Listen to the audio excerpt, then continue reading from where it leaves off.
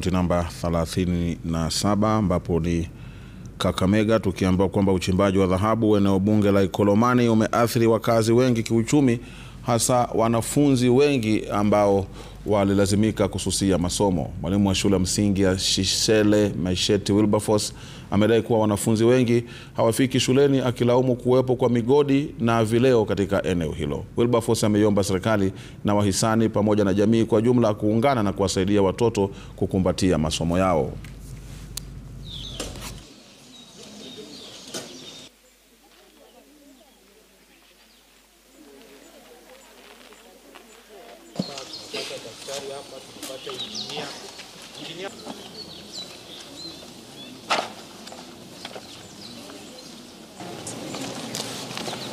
Huku kuna gold mining ama uchimbaji wa migodi, na pia tumepata kwamba kuna sehemu mingi wakazi wa huku wanatengeza pombe haramu ambayo inajulikana kama chang'aa na busa.